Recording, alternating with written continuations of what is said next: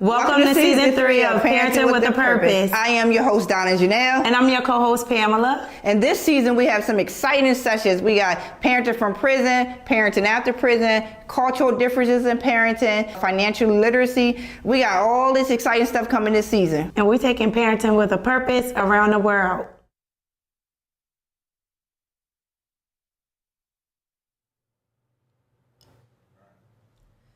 Hey everybody, welcome back to Parenting with Purpose. I am your host, Donna Janelle, where we bring back the responsibility, nobility, and beauty back into parenting. Yes, I said beauty. I know a lot of parents out there think there's no beauty in it because it seems like these kids, they give us a challenge and it become a hard knock life for parents, right? But there is some beauty in there sometimes, right? And even in the times where it just seems like it's so dark and heavy, if you just take a look, a deep look in, you will find some beauty, right?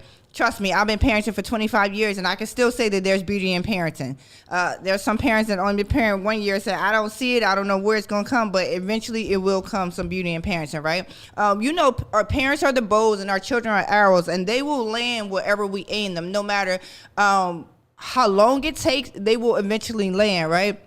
As long as we dress them, as long as we don't send them outside naked, we give them tools so that they can be successful, right? So that's what Parents with a Purpose is about. Our job here is to educate, to encourage, to motivate parents to be the best parents possible, right? I'm not saying you need to be the perfect parent, but you need to be the perfect parent for your child. That's where we are. So as you know, we have been talking about parental involvement. And lately, for the last month, we've been really honing in on education because kids went back to school. And I just believe that there's such a mandate on parenting, right? And education is one of the keys to really get our children to be successful in multiple areas of their life, right? Because a child who's not educated if we look at the statistics, tend not to be able to do much with their life. They get into crime, they get into all types of things that they're not supposed to get into because they don't even have a focus or a goal or even the education to get them to understand places they need to be and making decisions that they should be making, right? So tonight, we had educators here all month, and we got another educator here. We got Cordella, Gould, Kaya. You see how she gave me the look, y'all. I went by her government. I didn't know, right? I didn't know. She tried. I tried to be professional. Kaya has been on our show multiple times for different reasons. We had Kaya on our show regarding parenting and marriage. We had Kaya on our show regarding as an educator before last season. I think we had you on there you've been on every season. This is third season. You've been on every season. So we have Kaya back here again when we talk about parental involvement because Kaya is in, you know how they say get in the thick of things, jump in the mess. Kaya is literally in the mess, right? And I'm not trying to say education is mess, but there are some lot of things going on. She's going to keep it real tonight, y'all. But Kaya, thank you for coming back to the show. It's always a pleasure to have you here. All right, Mama. Thank you for having me. If you want to tell the people, again, just your background, I know your background. Some of our audience already know, but your background in education, what do you do, what grades you teach, and what subject you teach so we can get the audience just a little picture of what you got to offer. Okay, well, it's a little different than the last time I spoke to you. Now I'm teaching science and math to fourth graders in an elementary school.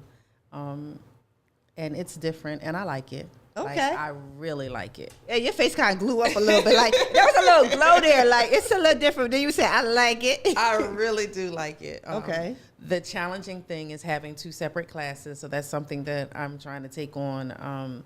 But I'm getting used to it. Okay. And I'm enjoying it. Science and math.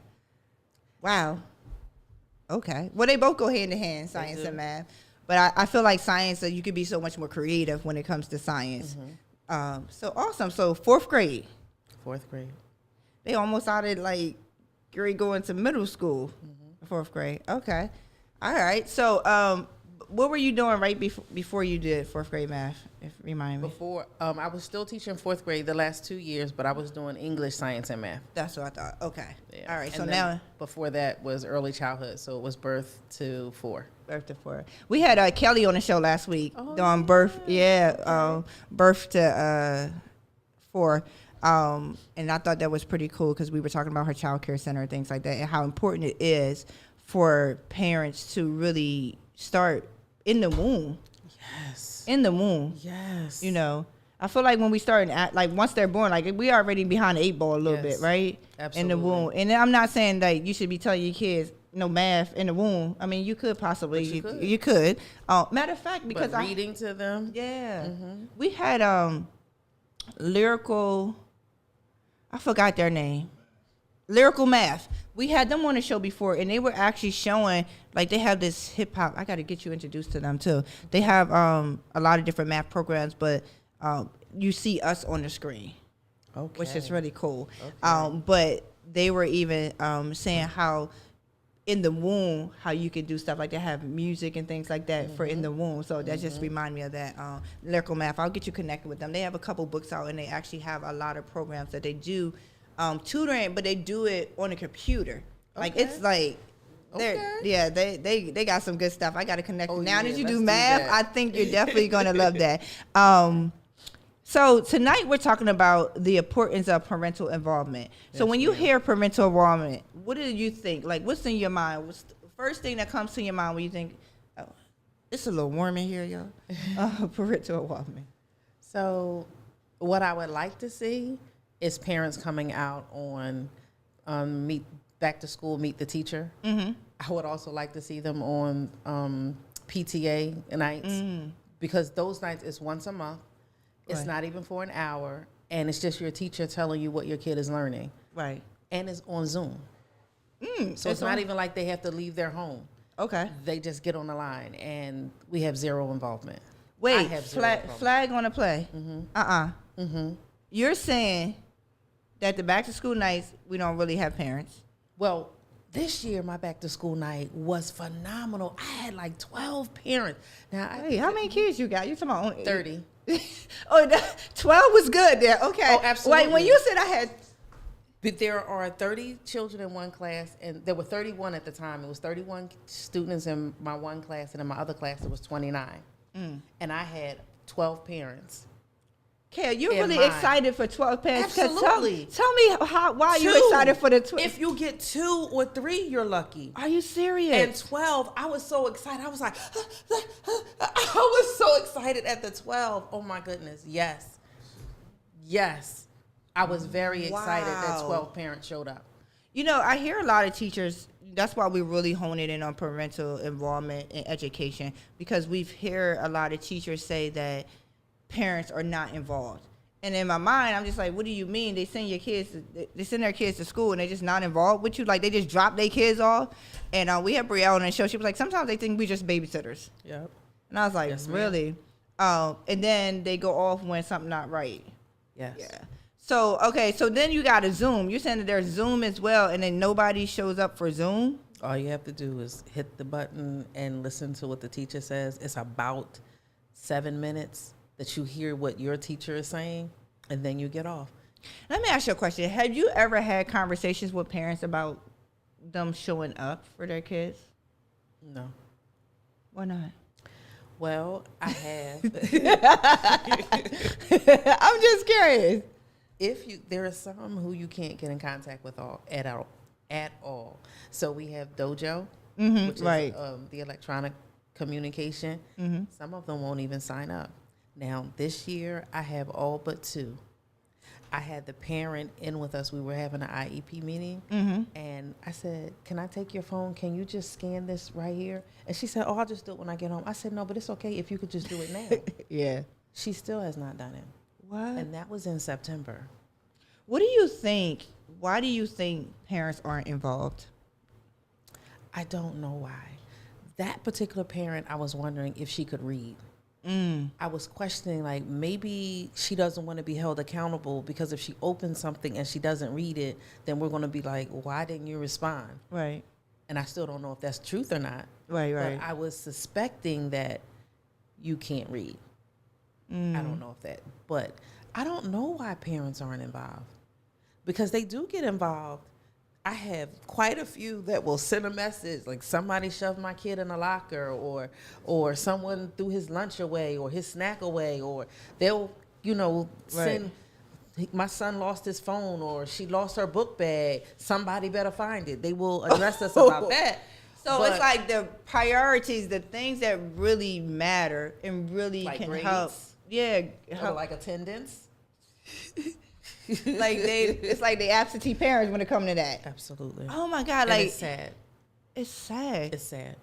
Because I really believe like this whole thing was going on with our children in this world, and it's really because parenting has really become lazy, or last 6 days ago, and not involved in wanting everybody else to take care of their kids.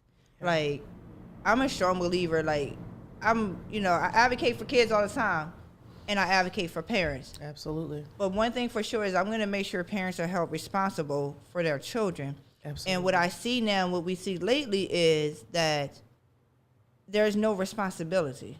Like, I've had this kid, and I'm really pretty much living an autopilot life. Like, I'm getting them and I'm sending them to school, but I'm not involved in anything, or I'm not even. But here's the thing: what I think, Kaya, what bothers me is that they're so involved with like extracurricular activities, like sports, seen that. my basketball, football. They'll put a lot of money into that, but when it comes to education or even just showing up at school, like it seems like they're uninterested, and I don't know why that is. I want to also say, though, there may be some that are there that are in that situation, but there are some that has too many kids. Whoa. Whoa, flag on the play. No, seriously. Flag. I had a parent say, my son doesn't like switching classes because that's what happens. I teach science and math. Mm-hmm. Another teacher teaches ELA. Mm-hmm. And she said, I don't like that you give 2 separate packets for homework. My packet is 1 page. It's 2 pages. It's a top cover that tells you what we're learning. I try to Right. keep them abreast and, what's going on, the events that are going to come up. Mm-hmm. And it has 1 sheet that has 5 addition problems on it. 5. 1 sheet. And she says, I don't like receiving 2. He doesn't like it. I have 4 kids, and I can't be doing all this homework. And I was like, wait, I had nothing to do with those 4. I'm here to educate this one. She said I got 4 kids. But then I also have students that don't come to school because a sibling is sick. And mom is the breadwinner, so she has to go to work. So the kid, he got to stay home or she has to stay home with the child to take care of the kid. And no, she's not getting on the Zoom because she might be working. So not everybody has the same story. But still, like It's too many that are not involved, though. wow. I had a parent that I told her, I said, your son is not participating in class. He is either sleeping or he has an attitude about something, so he has his head down. He's not doing any work. He doesn't do any homework. She said, I'm going to talk to him. Now, I've been saying to him, your grades are going to reflect what you're not doing in my class. Right. Because I'm not passing you because you're cute. Right. I know That's that's right. not going to happen. You're going to earn in here. When he got the report card, now she's sending me a message saying, can we talk? But I just talked to you. You tried to be shared with proactive you. before. Yeah. I'm telling you he's not doing anything. And I'm telling you what his attitude and his behavior is in my classroom. A lot of times parents are reactive Yes. instead of proactive. And I think that's where the problem is. Now, if you came on back to school night to meet the teacher, those are the parents that knew if your child fails, I grade it, I need you to sign it, I need them to correct it, and I'll change the grade. Oh, wow. I want you to pass. Do you know how much work that is for me? Right. Do you know how much work that is to grade it and then regrade it and then Right. change the grade and re-enter it into the system? Right. It's a lot, but I want you to pass. At least if you go back and you find the right information, you now know it Yeah. better than you did when I gave it to you the first time, that it was an open book test. And then you don't do it, and then you got a D or an F in class, and then why does my child fail? Well, I said on Right. back to school thought you was- night, if you do it, redo it, and you give me the correct answer, Right. I'm going to change the grade. But if they don't do that, then you stuck with that grade. It's your choice. It's so unfortunate that parents aren't involved. Because I even think about growing up when I was younger, right? My parents weren't involved in school like that. They weren't. Honestly, education wasn't really like to the forefront of my family. I just knew growing up, like education had to be the key to get out of certain things. Like, I was knowledgeable, I was reading and stuff like that. But my mom never graduated high school. And my dad, he did graduate high school. But my mom had my sister when she was in high school and dropped out of high school. So I just remember, even for me, education was trying to make sure that my family be able to come up and get out of some stuff, right? Because we lived in a project and there was a lot of things going on. And knowing that my mom, like, I remember teaching my mom how to read the Daily Times. Now, back in the day, I don't even know if they still got the Daily Times out now, but back in the day, you know, you had the Daily Times and the Enquirer, right? Yeah. So I was reading the Enquirer, but I was teaching my mom how to read the Daily Times, so that she can be educated, right? Because she didn't get it when she was in school. And I feel like, even though my parents wasn't big on education, God somehow made me big on education, and I just took that and changed the trajectory of my family. Okay. So that now education is like at the forefront. Well, God is at the forefront, but education for each generation now, because of something that was lacking. And I was like, oh, we need to figure this out. So I think that sometimes what I noticed is that some parents never had that part of how important education is. Right? But at the same time, I don't think it's an excuse to behave the way that they do, because we're not responsible for how we grow up, but we're responsible for how we grow ourselves up and how we raise our children. Absolutely. So even if you didn't have the understanding how important education was, you got kids now, or you should have some type of growth to say, listen, we need to do A, B, and C.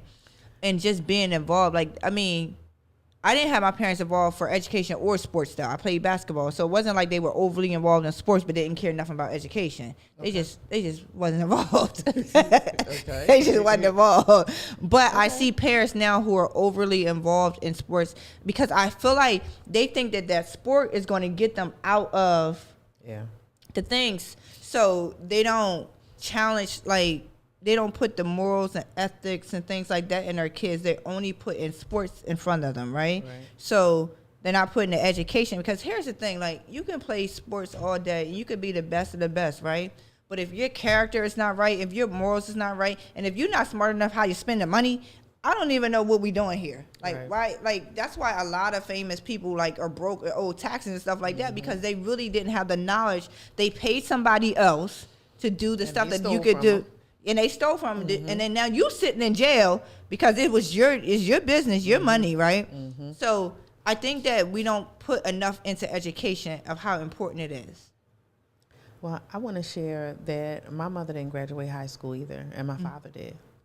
But education was always at the forefront. Okay. And when I was in kindergarten, I was 4.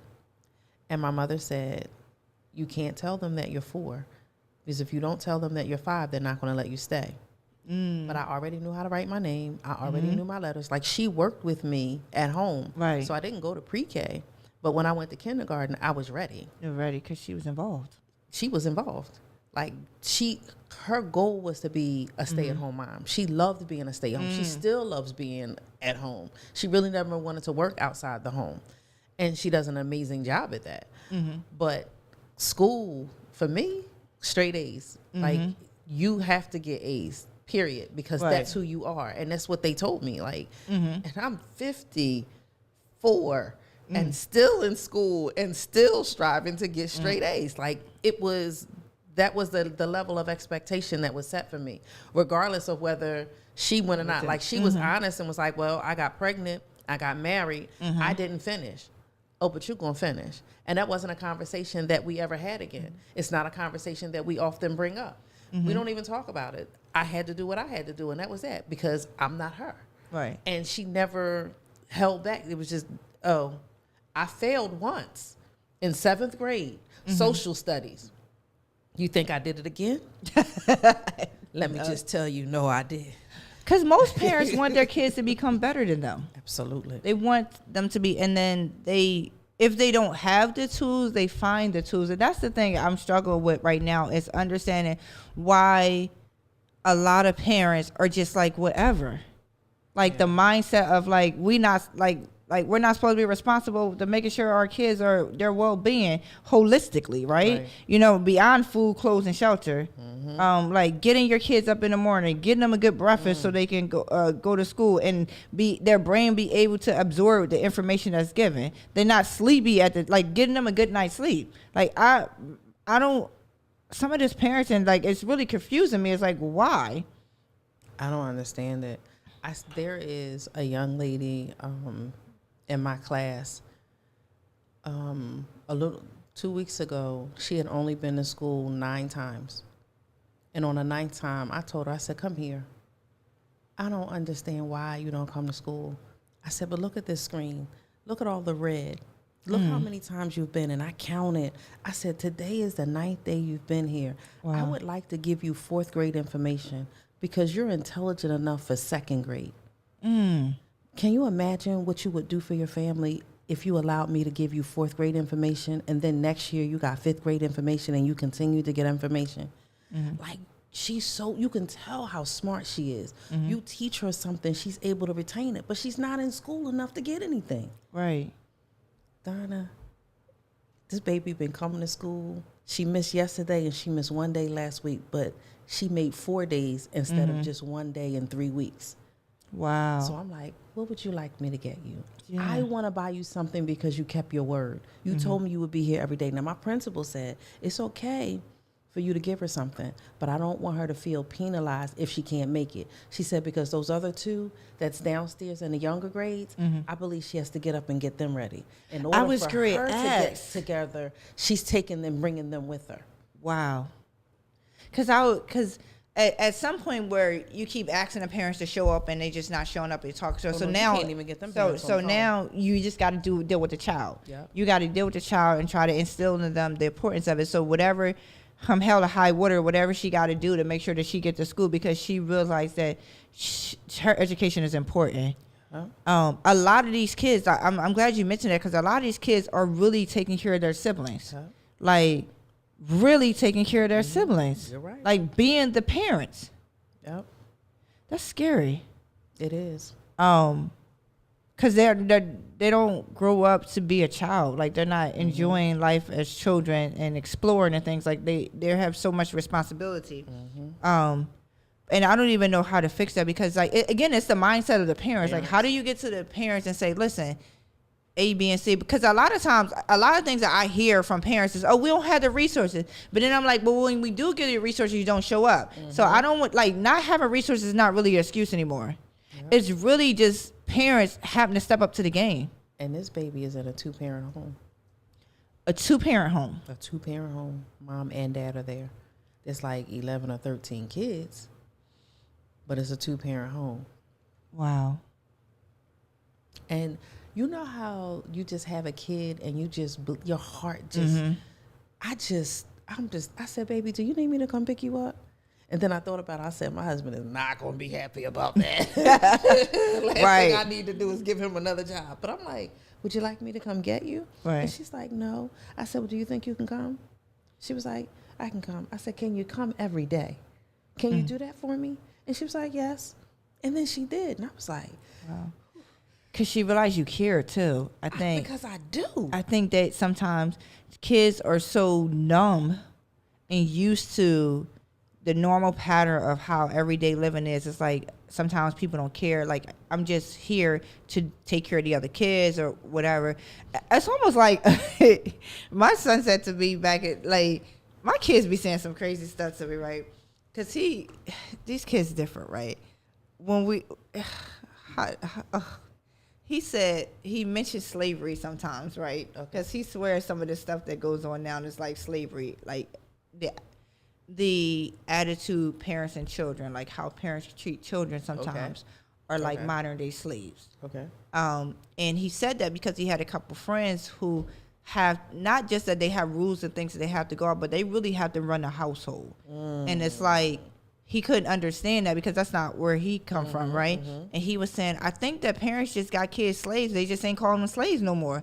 And I was like, well, why would you say that? He was like, because what I don't understand is like how he has to do all this stuff and he's only 14 versus, and then he's supposed to keep up in school. He's supposed to do all these things, and parents are stressing kids out. He said back in the day, parents had more kids so that they could help with the land because master was on their tail. Like, this is what he's telling me. It's like, because master's on their tail, so the more kids you have, the more profitable you are, right? Okay. So he said, I think parents have, I said, Josh, I don't think people really have kids so that they can make them do stuff. I think that they just have them, and it's just so happen, however their parenting is, they decide to make them do stuff. Like, people don't have kids and say, oh yeah, I got somebody else to wash dishes. Like, I got somebody who's gonna clean my house. I got somebody who's gonna do a bit. But if we all living in a house, everybody should play a part. Yeah, it's a so teamwork. Yeah, absolutely. So they can stay clean. But some parents have the mindset of like, I work and you do everything else, and forgetting that kids, like, education in school is work for kids because they deal with so many different things. But he had me thinking, like, I don't think parents think that their kids, he said, Mom, some parents think their kids are slaves. They just ain't gonna say it. They treat them like a slave, because you think how a slave is treated, and you think how some people are parenting their kids. Can you please tell me the vast difference between the two? I said, well, I can't speak for nobody else's household. Do you feel like you're a slave in my house? He said, no, I'm just saying, when you think about comparing our household to other people's households, and I'm just curious of the mindset of people. And some of them are 2-parent homes. And so even children are still questioning. Like, I have, the one that tests my inner gangster, my half pint, Nane. She has a friend, though, who was adopted and literally being abused and having to do all this like stuff. And she's my baby girl, even though she rough and tough, she has like a heart of gold. So she's always coming home telling me about, pray for her friends and tell me the situations that her friends are dealing with, because there's a couple of her friends' parents that had cancer. So we're constantly praying for them. And she talks about them, and she's really close with encouraging the young ladies, or even the boys. She has some male friends. But what she don't, those things like that she pray about, but then she has another prayer, which is a little bit more prayer where there's more emotional attached to it, because she's upset of how her friends are being treated. And we know that things are 2-way, but 3 ways to, there's 3 stories, but just to hear some of the stuff that they have to go through, and my kids just be like, I don't understand. But what they do say is that I see why you try to teach parents to parent the best that they possibly can, because like, these kids are out here suffering. Absolutely. Like, they're suffering. And I think, I don't know what it's going to take for parents to be involved as much as they should. Like we could keep telling them until you're blue in the face, but I think it's just something that has to click within them and say, hey, I need to be involved educationally, physically, psychologically, even address all the needs. I think my greatest burden right now is parental involvement. Like, that is really concerning, because I just feel like there's a mandate. Because a lot of times when we see things that happen in the community, right, especially when it's involving our children, we'll start there first. When it's involving our children, and it's always something negative, right? Shootings, stabbings, violence, police having to take down because disrespectful and stuff like that. The number one question I always ask is, like, where's the parents? And that's the question society asks too. I don't know if you recall, Kay, years ago, probably like 3 years ago, maybe, I think when we first started the podcast, there was a Philadelphia. There's a group of teens, like 2 or 3 o'clock in the morning, and they beat up their elderly man. Remember that African-American elderly man, right? And it was like 2 or 3 o'clock in the morning. And I don't know if he passed away or anything at that time. He did. Elle said, yeah. So, yeah, they beat him, right? And he died. And my first question was, 3 o'clock in the morning. Why were these kids out? Why were these kids? Because these kids were all under the age 14. And I said, why? Because at this point, I'm not even coming at the kids of why you did A, B, and C. Because now I'm like, where your parents at? Why were you outside 3 o'clock in the morning? Why were you outside? And why did you think it was okay for you to engage in this type of activity? Because now I'm questioning, now kids become waver, right? Kids kind of do. But if there's a foundation of moral and ethics and things like that, there are some kids just not going to follow. Right. Because one, either the parents going to tear you up. Absolutely. or they just laid such a foundation where morals and ethics are so important, and how you treat people and how you handle people is important. So the fact that there's not even, and what's concerning was it wasn't 1 or 2 kids, Kaya. It was like 5 or 6 kids. So that tells me, like, so that's 5 or 6 parents. Like, where do we drop the bomb at as parents to that our kids feel like that's okay? Right. So 3 o'clock in the morning, do you not know where your kids is? Or if you did, why are they outside engaging in this type of activity? So that's when I really start thinking, like, yo, parenting is like, y'all got to stop playing. Because there's such a, in order for our society to get better, I believe it starts at home. Because parents are the first teachers. They're the first lovers. They're the first cheerleaders. Like, parents are the first everything. So they shouldn't have to come to your class and find love for the first time. You're right. Find somebody caring for the first time. Learn how to do anything for the first time. Like, I mean, there are some new exposures, but foundationally, things should be done at home. Absolutely. So how, if from your, because you're a parent and you also are an educator, what do you think it would take for parents to really get that they need to be involved? You probably, that's a question you probably ask yourself every day, right? Because I'm trying to figure out how you're not involved. You like, how to get you involved? Why you not? I just don't understand it. I really don't. For me, my thought was, I don't want you to not teach my child because they're misbehaving. I don't want that to be your responsibility. Right. Call me. I'll be there. Right. I'm going to handle that. And they know, wow, completely out on them. Teacher ain't got to worry about it again. And my husband is a great supporter. Like, you're not going to school to act a fool. Right. Whether we're paying for it outright, private school, or whether you're in public school and when you're paying for it through our taxes. Right. We still paying. We still paying. Right. And your teacher is there to educate, not to discipline. So if she got to discipline you, you getting ready to get it. You getting ready to get it. Canada get ready to get it. You get ready. She said real good. That's what Kay and I differ in parenting, y'all. Yes, that's right. We do. We definitely do. But the one thing that I can say is we have had people just recently that even still come up to us and say, yo, you got amazing boys. They are amazing. Like, but we've heard it even when they were teenagers. And that's the one. And your daughter. Stop playing. In Delaware, they're only talking about our sons, though. But my daughter is amazing as well. But we're talking about when these boys are out of your sight and they're not being disrespectful. There's another adult saying, I saw your kid in this place, whether it was in a restaurant, whether it was on a playground, wherever they saw them, and they weren't being disrespectful.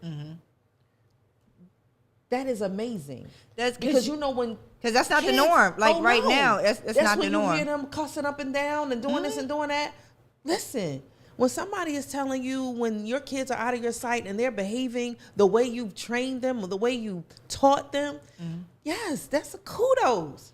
That is kudos, because I'm dealing with a situation. I got a phone call about my want to test my inner gangster. Now, I got the 4 kids, and it's just like, I think this is the most phone calls I ever got is from that little one. Like, she's small, but she's fierce, and she's very loving and strong and opinionated, very opinionated. And I'm trying to teach her how to bring it in some, not change your personality or who God called you to be, but use it in a positive way, right? Because sometimes kids think that this is who I am what I am, this, that, and the other. Yeah, you may have some of these traits. However, we need to make sure that we can use them in a good way. Absolutely. Right? Because as parents, that's our job. And I get phone calls about her behavior.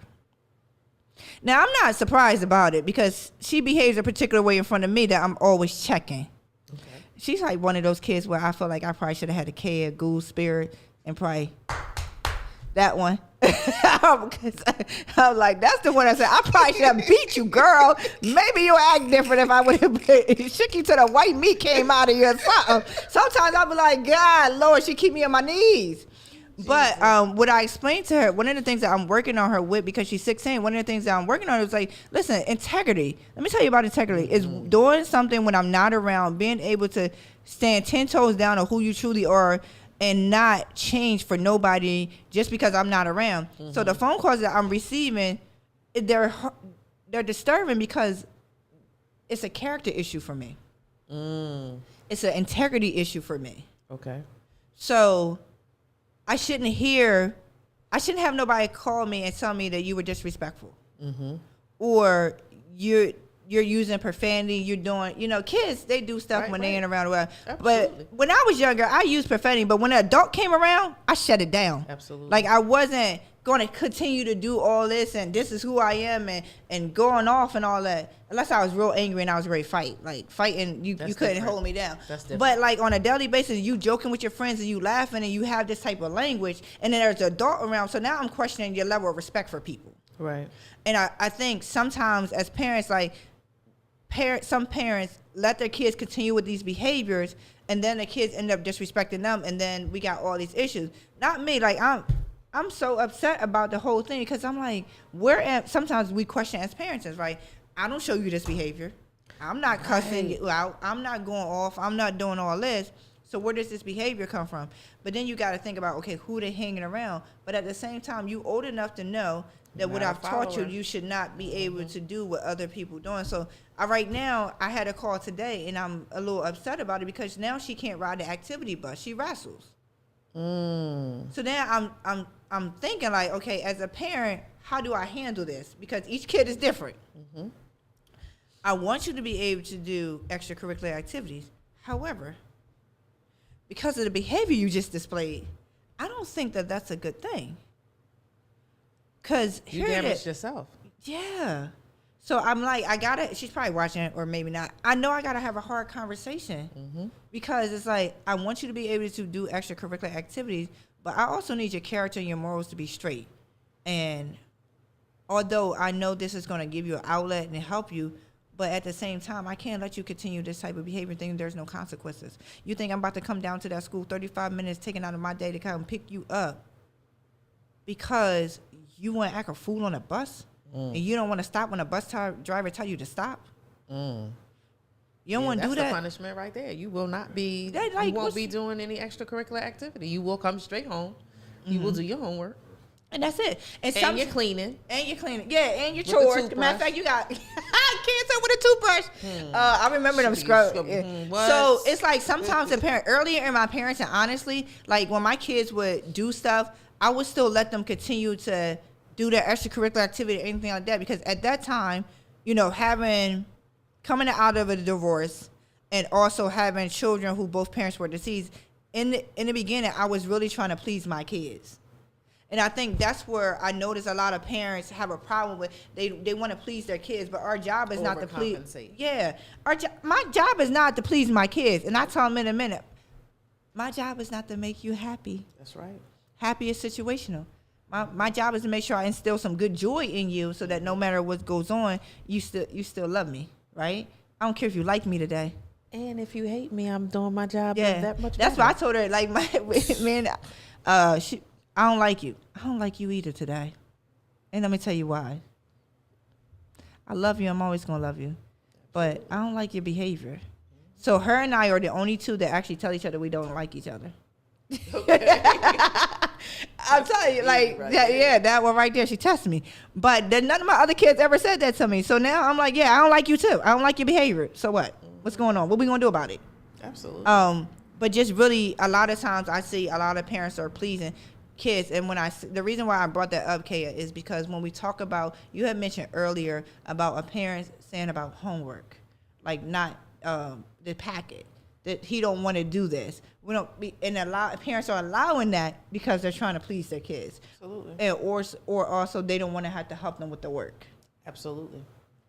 So we gotta kind of. But in all honesty, the packet that I'm giving you is a second grade packet. It's for you to spend 5 minutes on addition. 22 plus 19, and it's 5 of them.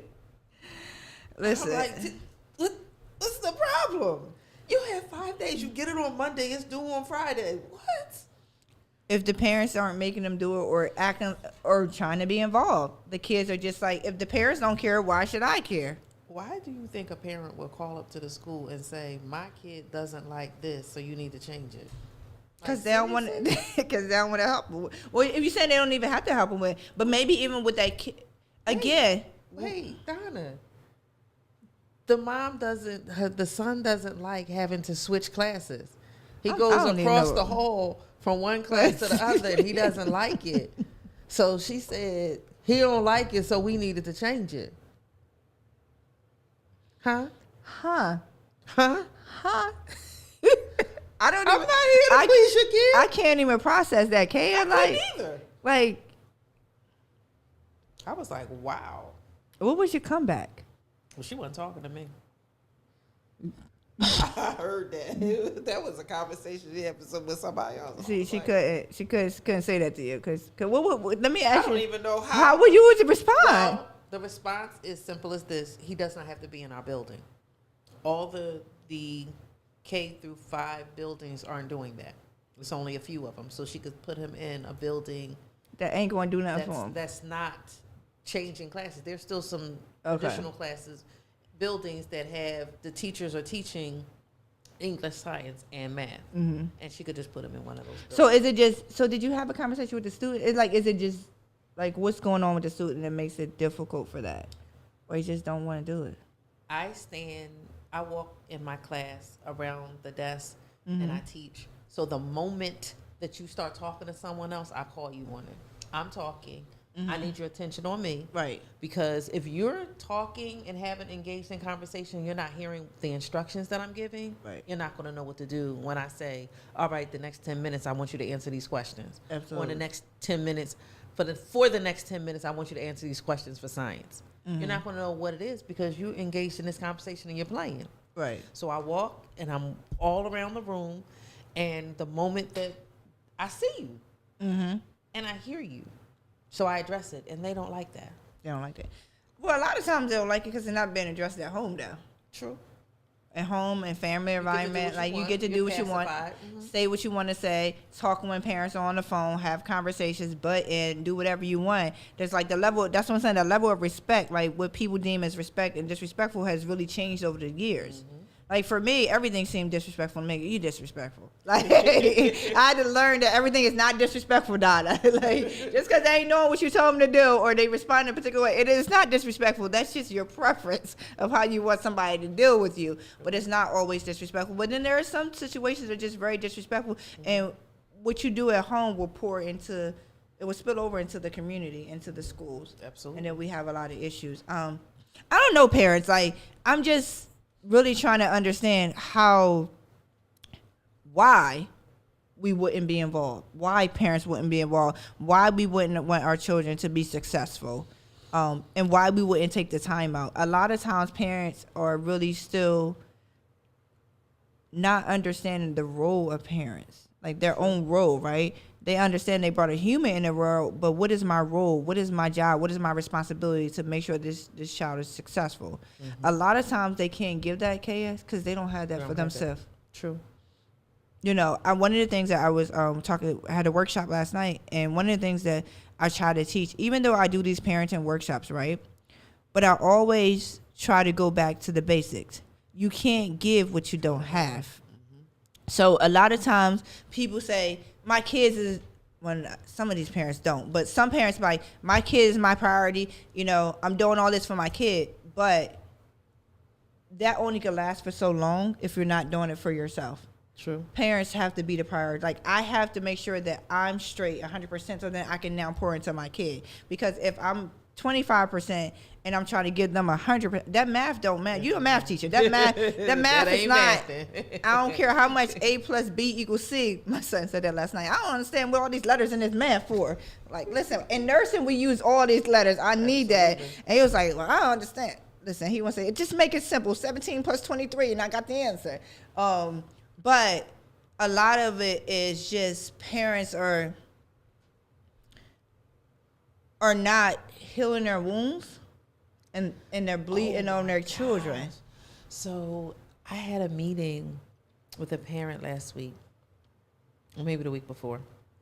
But she had been texting me about why her kid didn't get dojo points.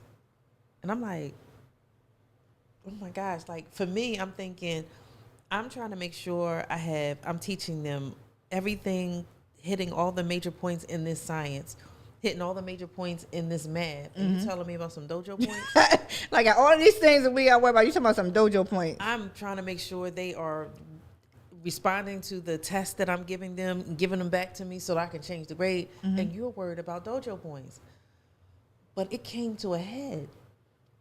She said, I'm trying with you. And I'm coming up to the school tomorrow. And I was like, oh, okay, that's fine. So she came up and we're sitting there and we're talking.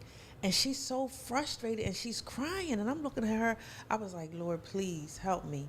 And then I could just see and I could hear everything that she was saying. Because her kid is not getting these dojo points, that is a reflection on her. She is connected to what they do because she's like, I don't allow them to play outside. They're not going to be like these kids in the neighborhood. But he's still a 9-year-old boy. Right. He's still pushing and shoving. And she's like, oh, he ain't going to hit somebody first, but I tell him to defend himself.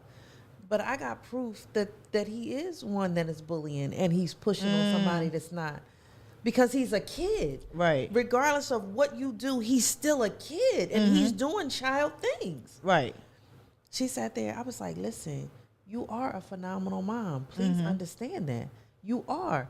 But he's still going to be a kid. Right. And that's all he's doing is kid stuff. And he's not getting dojo points if he's not doing what he's supposed to. Right. He's sitting and talking. He's not doing his work. I'm not giving dojo points. You don't raise your hand and participate in class, or I call you and you don't try to give me an answer, you're not getting dojo points. That's what I give them for. But Mom was so connected to how it looks, the appearance of it all. Yo. I was like, You know baby, what? Yeah. he is a kid. You are doing what you're supposed to. You sit down and do homework with him, but he's still going to be a kid. Yo, Kale, you brought up a good point. I remember, and I shared it on the show before, when the way I parent my first daughter is totally different than I parent these last three, y'all. I don't know if I'm just getting old in it or what, but totally different. But I remember her having a conversation with me and said, Mom, we live a porcelain lifestyle. And I couldn't understand at that time what she was talking about. I was the same with that parent, making sure my kid do A, B, and C. You're not going outside, you're not doing this, but not really understanding that restricting them is not, just by restricting them is not going to make them be who they're supposed to be. Nope. It really is going to harbor some resentment, when they're out of your presence, then you're going to have that crazy behavior. Yep. And then you're like, then you start questioning your own parenting, but you start questioning in a way that you're really not doing that great of a job, but not necessarily. It's not that you're not doing a great of job. It's like, how do we need to shift this now that we see this behavior? Not that, oh, I'm the worst parent in the world. I take this away. I do that and the other. Because kids, they need structure and routine, but they also don't need restrictions like that because they're not caged animals. Absolutely. And I think sometimes, and I could say that for a fact because I now that I look back on my parenting, and this is why I try to help parents, like I really was restricting my daughter from everything. Like, you're going to do exactly what I say, how I say it, and this is it, right? So then I expect this outcome because this is what I'm telling you. Right. And then you start to break down when they don't do it, and you like, well, I'm the worst person in the world. No, it's just that we need to shift it now because the way that we were parenting before, it's not working for that child. Right? So parents sometimes are very hard on themselves because they know how much they pour into their kids. But I learned, one of the things that I learned probably a couple months ago, my bonus mom had to have a major surgery, right? And I had said to her, I was going away for the Poconos with my family, right? And I said, her surgery was on a Friday. And I said, all right, I'm coming back on that Friday. So I'm coming back from the Poconos and I'm going to come there, right? And she was like, no, I don't need that. And I was like, no, I'm going to be there. Like, I'm going to do that. I'm going to do that. And she was like, no. And you know, the Holy Spirit hit me right there. Stop trying to be to people what you want to be to people, not what they need. Amen. Sometimes we try to be to our kids what we want to be to them, not what they need. Because we're not respecting their opinions, their values, and how they feel about things. So we want things a certain way because honestly, it becomes very selfish. It is, because we want our kids to be great, but at what extent? To please us or to allow them to prosper and grow and flourish so that they not going to be with us all the time. So a lot of times we put ourselves on people in ways that they don't need us on them instead of just giving them what they actually need. Right. So that was a lesson from me in an adult at 44 years old. Like, I'm about to force myself to come somewhere where you don't even want me at right now because you know you and what you need. Now, I went the next day and all them other days afterwards, she allowed me to be there. But it hit me all of a sudden, and I thought about that. And parents, it's like we really put so much pressure on our kids to meet our expectations for failures that we've had, and we try to vicariously live through our kids, and that's not fair to them. Learn your child. Absolutely. Figure out what they love, what they like. Start honing in on those things. You can still, we still need to have structure and expectations for our kids, but not to the point where you want your child to live the life you want to live.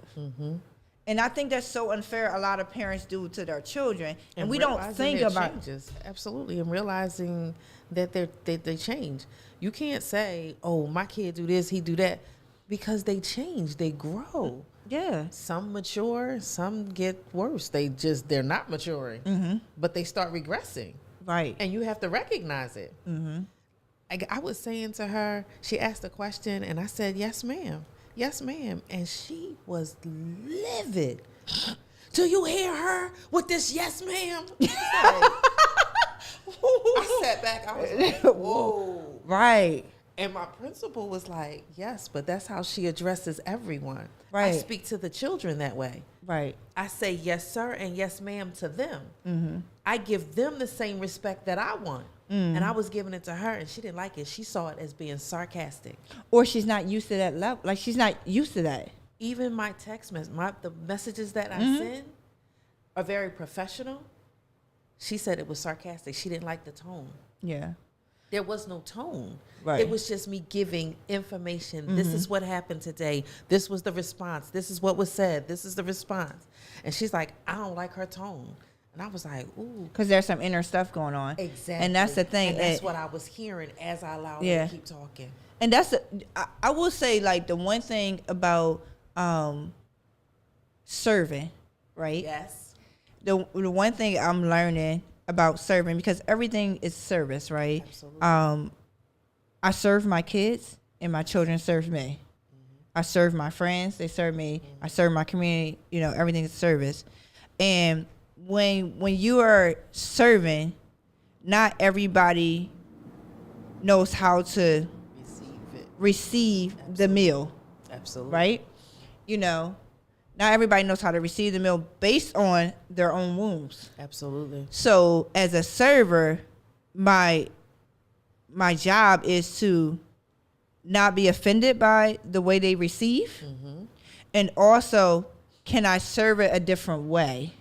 Not catering to the person, but being empathetic and understanding that I don't know the background of the person, but can I serve, not to pacify people, but can I give it to you in a different way that's more palatable for you, right? And that takes a lot of fortitude and restrictions on our part of not to go off, because as adults we could be like, oh, so you just being disrespectful to me, that's why your kid disrespectful. But understand that there is a root behind that fruit that we're seeing. Like, a lot of stuff that we're seeing is just bad fruit because that root is jacked up, right? So our job is like, we're serving, right? So how can I serve you to get the best outcome? So now I got to ignore all your little antics or whatever. I ain't ignoring nothing. You already know. You want to know how I handle it? Yeah.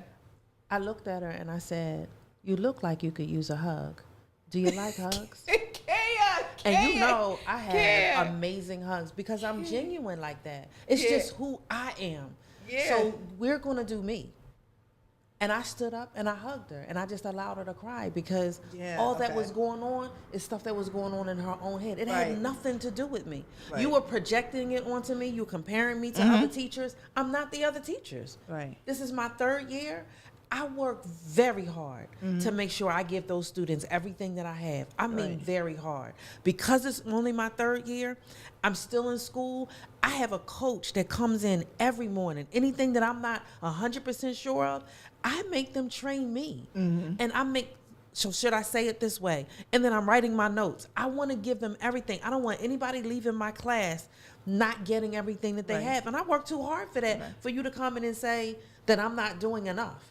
Right. You concerned about dojo points, and I'm concerned about their education. Like, I want them, there are kindergarten level learners in my class up to 4th grade learners. And I have to touch each and every one of them. That's why I have the coach. Because I taught pre-K. Right. This is 4th grade. I need them, when they get to 5th grade and 6th grade, I need them to say, I asked them this question and they knew the answer. I want everybody to know the answer. Right. So that's what I'm working towards. I don't care about them dojo points. we got you don't care about them dojo points. But what I'm saying, Kaya, is that sometimes some people, based on their own trauma, right, and there's no fault of nobody else of the trauma that they deal with, don't know how to receive properly because they've been mishandled or fumbled maybe their whole life. For example, I was not one of those people like, hug me? What? You tell me I need a hug? What the F you hugging me for? Like, I was one of those angry type people because I didn't deal with my wounds. Okay. So sometimes people are going off because they aren't dealing with their wounds. And even though I'm here to help your child, sometimes we got to see beyond it's the kid, right? I know my job, but there's a hurting person here, right? And I know the way that you handle things is way different. You need a hug. Come here, let me give you a hug. That's not the way I said it. What you said? I said, you look like you need a hug. Okay. Do you like hugs? There you go. That's good. Do you like hugs? And she was like, yes. And she was still crying. Yeah, so I could just tell that the hurt that she was portraying onto me, it was all her. Yeah, that anger comes from somewhere. Absolutely. Like, it is the things that's going on in her head. Like, my kid is not like these kids out here. He's not. He's definitely a good kid. So she had a question in her parents. But he's still a kid. Right. So since you've done that, how has that relationship been? Absolutely wonderful. Okay. All right. See, that's good. Like, because you gave her a hug. Absolutely. You gave her more than what she came in there for. She came in one way, but you changed that love. Covers. And you were there to serve her too. Absolutely. Okay. I like that. I'm not going to allow you to act like I'm doing something wrong because I wasn't. And I'm calling you ma'am. I'm giving you respect. You can't make that a negative because it's not. I'm not sharing it in a negative way. Right. And if you explain that, because the way people, again, have these wounds that they don't know how to receive properly. So it's not our job not to do that anymore. Like, this is who I am, my character. Everybody's yes, ma'am, yes, sir. I'm not going to change it, but I'm going to explain to you why I do that so that you can get an understanding so that you don't get offended, which you still may, depends on where your head is, but so you know that I'm coming from a genuine place. Absolutely. Because sometimes there's so many things out here, negative connotation behind stuff that comes from a nasty place. Absolutely. That when somebody gives you something good, you don't know how to receive it. Absolutely. So that person who's given the good now has to explain to you why this is good. That's good. Explain to you why this is good. All right, y'all. We have been here for a while. Parenting with a Purpose podcast. This was an engaging conversation. As you guys can tell, Kay and I does things differently as well. We go back and forth. But at the end of the day, we love parenting. We love kids. We love parental involvement. And how people do it is definitely different because we're not the same. But most importantly, is like parents get involved. Get involved with your school. Get involved with a teacher. Have conversations because at the end of the day, everybody wants children to be successful. No teacher wakes up and says, "I'm going to have this child not pass and not be able to get anything." No parent wakes up and says, intentionally, "I want my kids to be a poop show." I ain't gonna say the word. A bad kid or a hot mess or anything like that. It's just that sometimes because we're not intentional of the things that we do want our children to be, they end up being the things that we don't want them to be. Absolutely. So tune in with Parenting with a Purpose. You fail to plan. Yeah, if you plan to fail, you fail to plan. Like you already, if you fail to plan, that's your plan to fail. Absolutely. Basically, if you don't come up with a plan, you already planned something. Yep. Thank you so much, Kaya, for coming on the show again. We know we'll have you back again because we love having these engaging conversations, little heated conversations. You see, I can't give us a look like I said what I said. But we certainly appreciate that, and I love that about you. Thank you guys for joining Parental with Purpose. Again, my name is Donna Janelle. I am your host. I do want to give a shout out to my co-host, Pam. Pam, it's her birthday today. That's why she's not on the show. So hope Pam is having a great birthday celebrating. And tune in every Thursday with Parental with Purpose. You can follow us on our Facebook page, Parenting with a Purpose. You can also follow us on Instagram at Donna Janelle. And there are going to be other social medias coming up so you can follow us. You also can email us at parentingwap@gmail.com with any questions, concerns. And even if you want to be on the show, if there's a topic that we didn't hit, but it's a hot topic, listen, there's no topics off limits for us. We're opening up the gate and we're keeping it open. So whatever you want to talk to us about, because our goal is to make sure that we as parents do the best that we can and that you as parents out there have all the tools to make your children successful. Thank you guys again for joining Parenting with a Purpose. Thank you so much for tuning in to another episode of Parenting with a Purpose. Be sure to follow us every Thursday night at 7 p.m. at Parenting with a Purpose. You can find us wherever you listen to your podcast. Be sure to look up Parenting with a Purpose.